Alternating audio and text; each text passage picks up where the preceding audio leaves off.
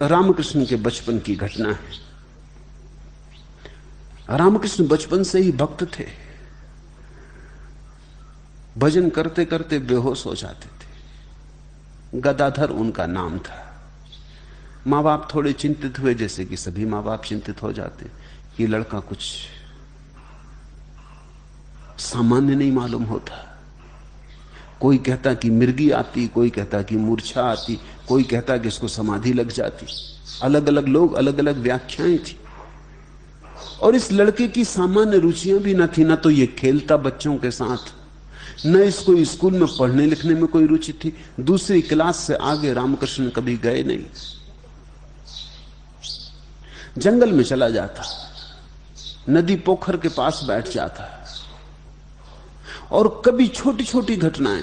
एक सुबह पोखर के किनारे बैठे बैठे बगलों की एक कतार आकाश से उड़ी और रामकृष्ण की समाधि लग गई। काली घटाओं में उड़ते हुए सफेद बगलों की पंक्ति पर्याप्त थी। किसी और लोग की याद आ गई। रामकृष्ण का हंस उड़ चला, चले मानसरोवर, छूट गई देह जैसे यही, उड़ चले आकाश में। घंटों बेहोश रहे। माँ बाप को लोग सलाह देने लगे, इसकी शादी कर दो। लोग एक ही उपाय जानते, जरा कुछ गड़बड़ दिखाई पड़े शादी कर दो।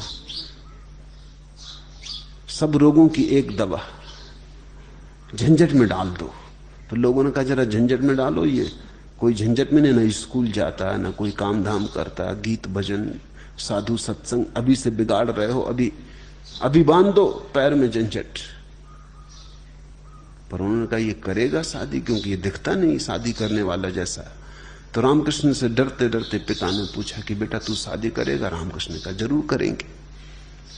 पिता भी थोड़े चौंके कि ये क्या मामला है। उनको भी थोड़ा धक्का लगा। सोचते तो यही थे कि ये इनकार करेगा। इनकार करता तो भी धक्का लगता, तो शायद समझाने बुझाने की कोशिश करते, लेकिन इसने इनकार की बात ही नहीं उठाई। इसने कहा करेंगे। किससे करनी है? जल्दी ही इंतजाम किया गया। एक लड़की खोजी गई। रामकृष्ण उसको देखने गए दूल्हा बन के। सच संवर के बड़े प्रसन्न थे। मां ने 11 रुपए खीसे में रख दिए थे। उनको बार बार गिन लेते थे, फिर रख लेते थे। छोटी उम्र थी, शायद 11 साल से ज्यादा नहीं थी। फिर गए तो भोजन परोसने लड़की आई। उसकी उम्र 7 साल से ज्यादा की नहीं थी, शारदा की उस समय। जब वो भोजन परोसने आई तो 11 रुपए निकाल कर उसके पैर में रख के उन्होंने उसके पैर छू लिए। अब और एक मुसीबत हो गई। बाप ने कहा ना समझ ये क्या करता है? पहली तो ना समझी कि शादी करने को तैयार हो गया, अब ये क्या किया? उसने कहा कि मुझे तो बिल्कुल माँ का स्वरूप मालूम पड़ता है। ये मेरी माँ है। शादी तो करेंगे मगर ये है मेरी माँ। शादी भी हुई और शारदा माँ ही रही। ये सहजता है, इसमें कहीं कोई बगावत नहीं। शादी से इंकार भी ना किया, शादी भी कर ली।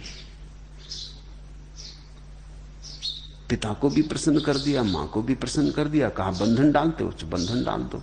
फिर बंधन को चरण छू के नमस्कार करके मां भी बना लिया। ऐसी कारागृह को ही मंदिर बना लिया। ऐसे बंधन ही मुक्ति हो गई। धार्मिक व्यक्ति अकारण उपद्रव में नहीं पड़ेगा, कोई कारण नहीं। राजनीतिक व्यक्ति विक्षिप्त है।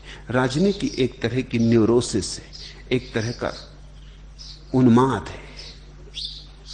तो राजनीतिक व्यक्ति तो झगड़े की तलाश में, जब झगड़ा नहीं होता तब वो बड़ा बेचैन होता है कि आप क्या करें। अभी जैसे भारत में अनुशासन पर्व चल रहा है तो राजनीतिक व्यक्ति बड़े बेचैन।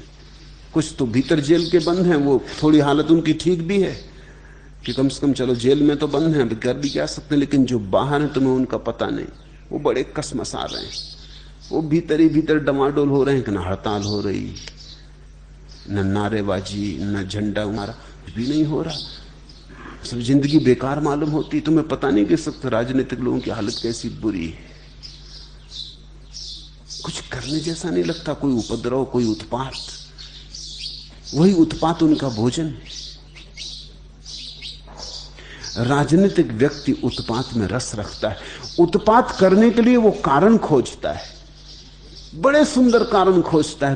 कभी गरीब के बहाने, कभी स्वतंत्रता के बहाने, कभी प्रजातंत्र लोकतंत्र के बहाने, कभी ये कभी वो, लेकिन वो हमेशा कारण खोज लेता, कोई ना कोई कारण खोज लेता। उपद्रव चाहिए, क्योंकि उपद्रव के बिना वो रह नहीं सकता।